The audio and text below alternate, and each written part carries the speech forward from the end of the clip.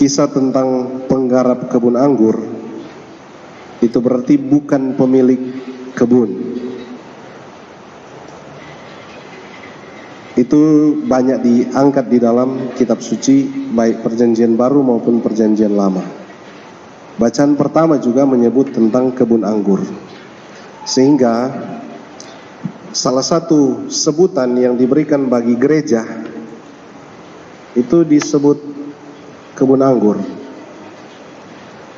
Sebutan yang diberikan kepada gereja selain umat Allah, selain persekutuan, selain gereja itu sendiri, tapi juga disebut sebagai kebun anggur, yang seharusnya dia berhasil berbuah dan buahnya manis. Itu ciri dari anggur. Dan itu yang Tuhan harapkan terjadi bagi kita umat beriman.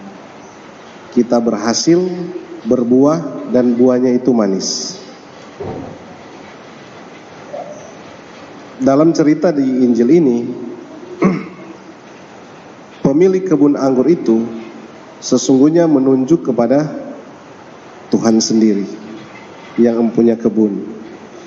Lalu dia panggil penggarap-penggarap supaya menggarap kebunnya. Sesudah itu dia tinggalkan tempat itu, pergi ke negeri yang lain. Ini perumpamannya. Begitu dia datang, mau tiba musim petik dan ingin mengambil bagiannya, dia suruh hamba-hamba, pergi ambil kita punya bagian dari hasil yang didapat. Apa yang terjadi dengan hamba-hamba itu disebut mereka dipukuli, mereka dibunuh, mereka dilempari dengan batu. Mendengar ini, perhatian kita langsung teralihkan kepada kisah dalam perjanjian lama, yaitu sejarah keselamatan.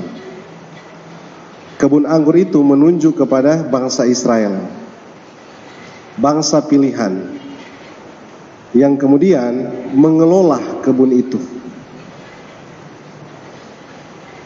Tapi ketika Tuhan mengutus hamba-hambanya, ada yang mereka pukul, itu tuh nasib dari para nabi.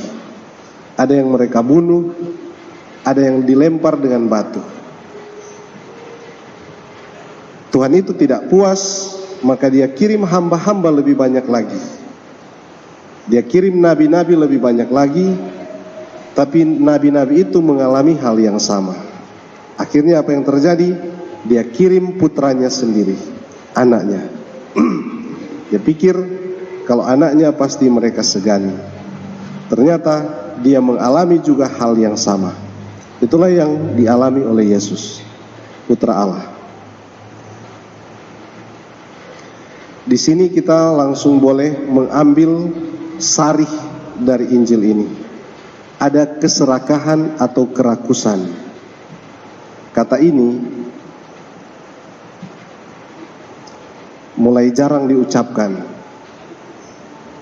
karena orang takut untuk mengucapkan, atau mungkin dia ingin memelihara persahabatan yang standar. Persahabatan yang berkualitas adalah persahabatan yang dipelihara oleh kebenaran. Sering orang menjadi takut untuk mengucapkan keserakahan atau kerakusan atau ketamakan, kelobaan, karena nanti banyak konsekuensi. Tapi inilah warta yang disampaikan oleh Allah kepada kita hari ini. Bagaimana nasib orang serakah? Itu disebut nanti ini kebun anggur akan diserahkan kepada orang lain, atau itu keselamatan tidak akan menjadi milik kalian, tetapi milik orang lain. Nasib orang serakah itu disebut di dalam bacaan pertama.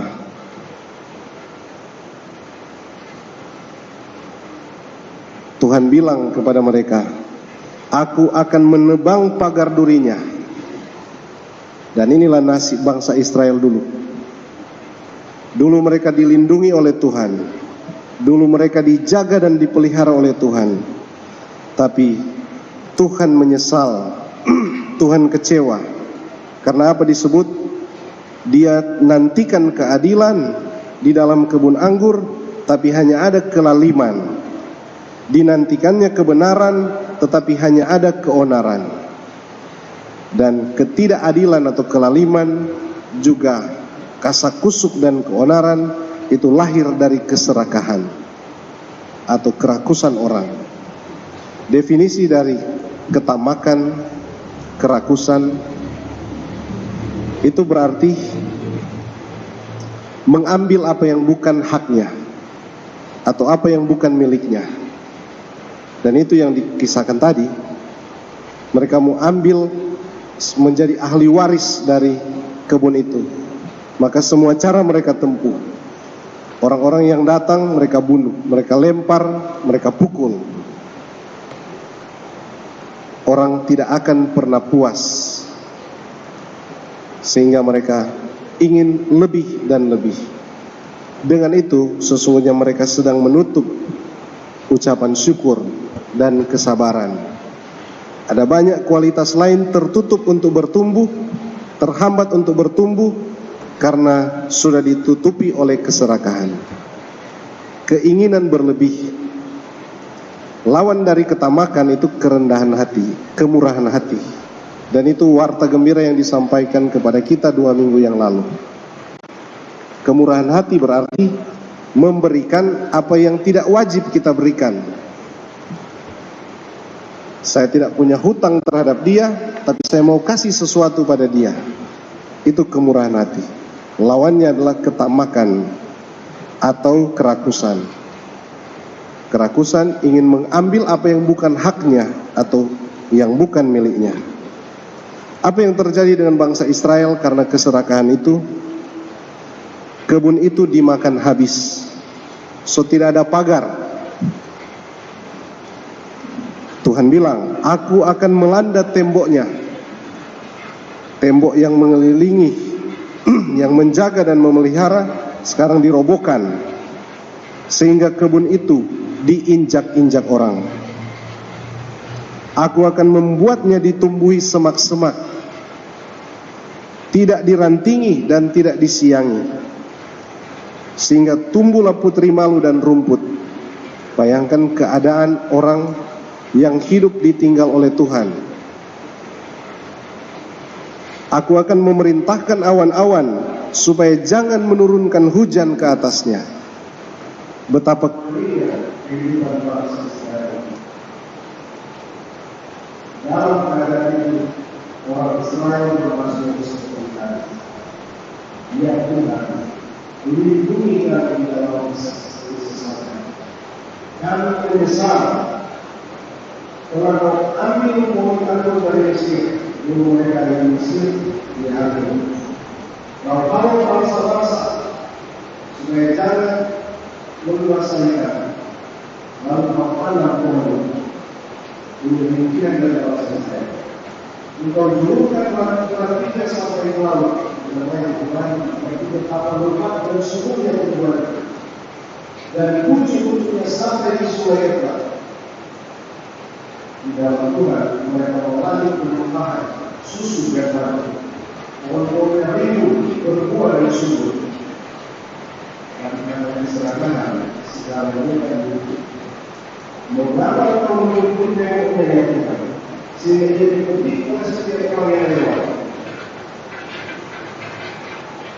Orang berkebun, orang punya panenan, orang lain yang berpetik, betapa menjadikan kehidupan dunia.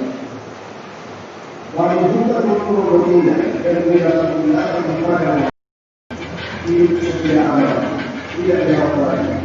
Siapapun bisa makan secara hukum, dia amat sengsara. Kembali, pandangan dari kami dan lihatlah, kami sungguh menyesal. Tengoklah pohon anggur ini, melindungi batang yang ditanam oleh tangan kami. Ini penyesalan bangsa Israel. Biarlah kami hidup, maka kami akan menyerukan nama-Mu lagi. Ya Tuhan Allah semesta alam, pulihkanlah kami. Buatlah wajah-Mu bersinar, maka selamatlah kami. Tangisan dan jeritan bangsa Israel ini datang dari keserakahan mereka. Mari kita merenung dan berefleksi. Barangkali benih keserakahan ada di dalam diri kita, atau malah dia sudah sangat subur di dalam kehidupan kita. Kita harus mematikan benih ini. Dan kalau benih ini bisa mati, bisa kita tekan, apa yang akan jadi? Muncul kualitas-kualitas baru, nilai-nilai baru, tumbuhan-tumbuhan baru yang disebut oleh Rasul Paulus dalam suratnya ke umat di Filipi. Kalau keserakahan kita matikan, maka yang akan tumbuh dalam hidup adalah semua yang benar, semua yang mulia, semua yang adil, semua yang suci, semua yang manis, semua yang sedap didengar, semua yang disebut kebajikan dan patut dipuji.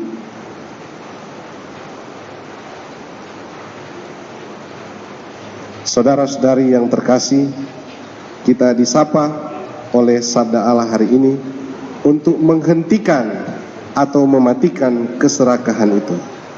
Dalam kitab Pengkhotbah pasal 5 ayat 9 disebut bahwa siapa yang mencintai kekayaan, kekayaan dimengerti sebagai sesuatu yang tak pernah habis, yang selalu ingin dikejar-kejar. Siapa yang mencintai hal demikian tidak akan pernah puas. Dan siapa yang mencintai kekayaan tidak akan puas dengan penghasilannya, dan dia akan selalu kehilangan ucapan syukur. Dalam surat kepada Timotius, suratnya yang pertama pasal 6 ayat 10, Rasul Paulus juga mengatakan hal yang sama. Karena akar segala kejahatan ialah keserakahan atau cinta akan kekayaan yang tak pernah putus. Dia akan terus mencari dan mencari. Dia kehilangan ucapan syukur. Sebab orang yang memburu seperti demikian telah menyimpang dari iman. Dan menurut Paulus, ia sedang menyiksa dirinya sendiri.